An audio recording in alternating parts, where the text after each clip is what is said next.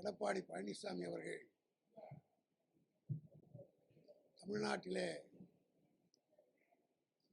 ஏதோ போதைப்பொருள் அதிகமாக நடமாடுவதைப் போல ஒரு தவறான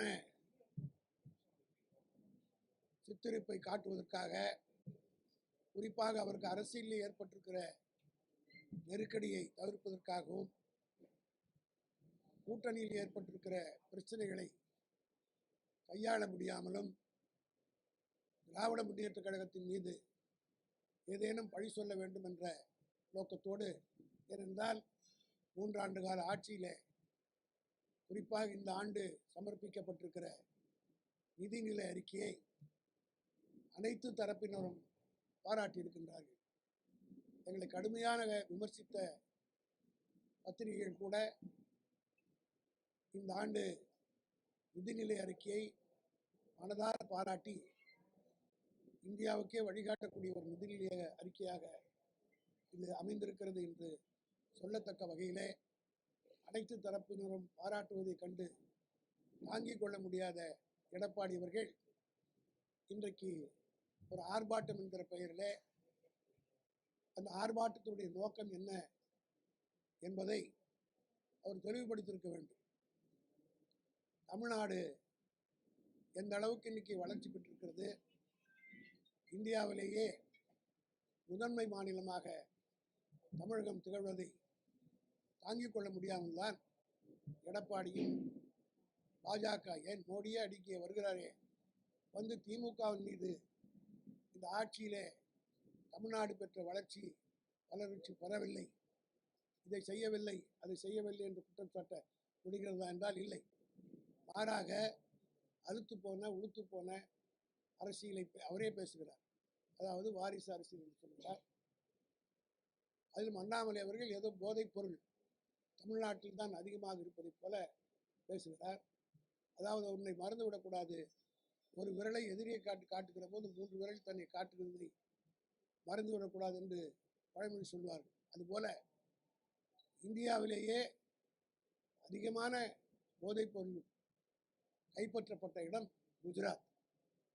அதிலும் முந்திரா துறைமுகம் என்று சொல்லப்படுகிற அதானிக்கு சொந்தமான போர்ட்டிலே தான் இந்தியாவினுடைய மொத்த போதை கடத்தலும் அங்கே தான் நடைபெறுகிறது என்பதை எல்லா தரப்பினரும் கூறுகிறார்.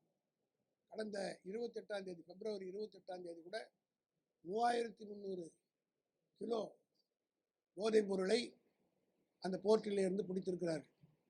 ஆக இந்தியா பூராவையும் போதைப் பொருளை விற்பனை செய்கின்றவர்களே பிஜேபிக்காரர்கள் தான் என்பது என்னாலே ஆதாரத்தோடு சொல்ல முடியும். அதை மறந்துவிட்டு இந்த அரசின் திமுக அரசின் மீது பழி சொல்வதற்காக சொல்லுகிறார். அதிலும் எடப்பாடி அவர்கள் சொல்வது மிக வேடிக்கையாக இருக்கிறது.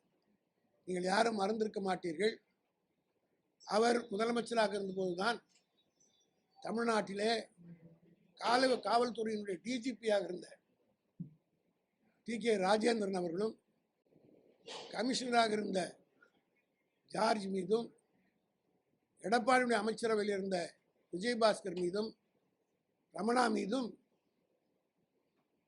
குட்கா வழக்கிலே அவர்கள் நீதிமன்ற சிபிஐயால் வழக்கு தொடரப்பட்டு யார் யாரிடத்தில் எவ்வளவு லஞ்சம் வாங்கினார் என்பதெல்லாம் பத்திரிகையிலும் ஊடகங்களும் வெளிவந்தது. இதையெல்லாம் மக்கள் மறந்து விடுவார்கள் என்ற நோக்கத்திலே இப்போது திசை திருப்புவதற்காக எடப்பாடி இன்றைக்கு ஆர்ப்பாட்டம் நடத்தியிருக்கிறார். எங்கேயாவது திமுக காரர்கள் போதைப் பொருள் விட்டிருக்கிறார்களா, தவறு செய்திருக்கிறார்களோ, யாரோ ஒரு நண்பர் ஒருவர் செய்திருக்கிறார் என்பதற்காக அது கேள்விப்பட்டவுடன் 24 மணி நேரத்துக்கு உள்ளாக அவர் மீது நடவடிக்கை எடுத்து கட்சி விட்டு நீக்கிவிட்டோம். ஆனால் இதே எடப்பாடி விஜயபாஸ்கர் மீது நடவடிக்கை எடுத்தாரா?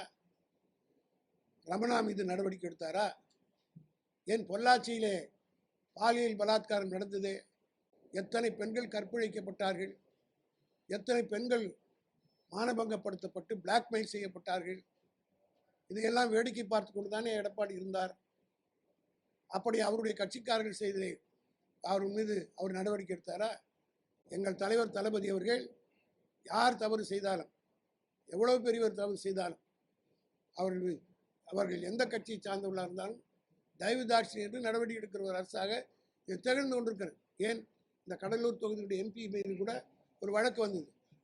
அவரை காப்பாற்றினோமா, அவருக்காக வாதாடினோமா, அவரும் கைது செய்யப்பட்டு வழக்கை சந்தித்துக் கொண்டு தான் இருக்கிறார்.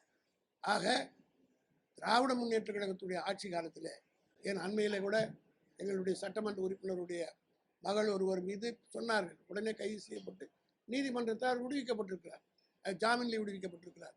ஆக இது மாதிரி எடப்பாடி செய்தாரா? ஆனால் எங்கள் மீது எந்த குறையும் சொல்ல முடியாத காரணத்தினால் இன்றைக்கு இதை சொல்கிறார். அதை விட ஒரு மோசமான குற்றச்சாட்டை வைத்திருக்கிறார். இந்த போதைப் பொருளில் ஈடுபடுபவர்கள் ஐடி ப்ரொஃபஷனல்ஸ் என்று சொல்கிறார். நான் மிகுந்த மரியாதையோடு உங்களையும் கேட்கிறேன், ஐடி ப்ரொஃபஷனல்ஸ் என்பவர்கள் எப்படிப்பட்ட உயர்ந்த படிப்பை படித்துவிட்டு வரக்கூடியவர்கள், அவர்களை ஈடுபடுகிறார் என்று மொத்தம் பொதுவாக சொல்வது எந்த வகையிலே நியாயம்? தமிழ்நாட்டிலே ஐடியிலே சிறப்பாக படித்தவர் தான் உலகத்திலே அதிகமாக சம்பளம் வாங்குற சுந்தர் பிச்சை. இதே போக உலக நாடுகளிலே பூரா எந்த நாட்டை சார்ந்தவன், தமிழ்நாட்டை சார்ந்தவன் தான் அதிகமான சம்பளம் பெறக்கூடிய ஐடி ப்ரொஃபஷனல்ஸ் இருக்கிறார்கள் என்றால் தமிழ்நாட்டை சார்ந்தவன் தான்.